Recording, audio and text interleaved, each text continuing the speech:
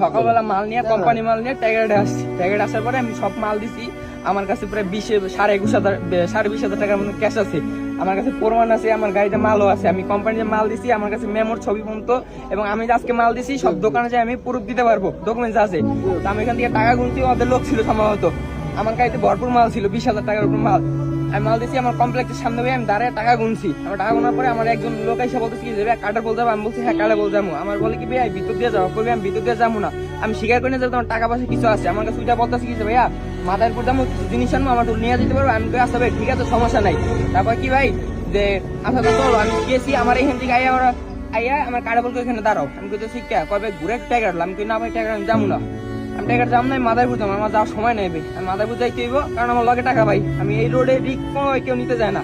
আমি গেছি, তারপর ওরা থাকবে না, ওরা 3জন অটো থেকে নামে আমার 2 টাকায় গাড়ি ঘুরা আমার কলার চাপে ধরছে, আমার ওইখানে মারছে। আমি বুঝা গেছি যে আমার লগে একটা সিনকেট হয়ে যেতেছে।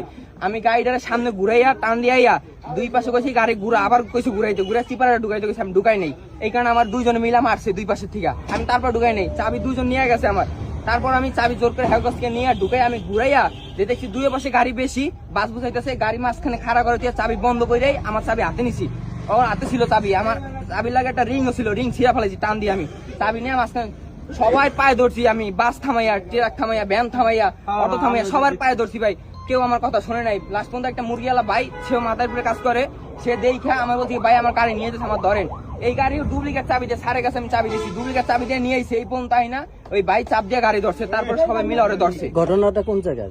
ঘটনাটা হয়েছে ওই 1 নং ব্রিজের পর, আর এইখানে এসে ওর গাড়ি চাপ দিয়ে ধরা হয়েছে। ও গাড়ি নিয়ে এসে রং ডুপ্লিকেট চাবি দিয়া। তোমার টাকা পয়সা কি সব নিয়ে গেছিল নাকি নিজের? না নিতে পারে না, আমার পকেটে সবাই টান দিয়ে ছিঁড়ছে। আমার জামা কাপড় দেখেন মাইরা কি করছে। আমার 4জন মিলে মারছে, ওর লাগে আর 3জন লোক ছিল। টাকা নিতে পারে না, আমি টাকা ধরে রাখছি, আমার ফোন টাকা একসাথে।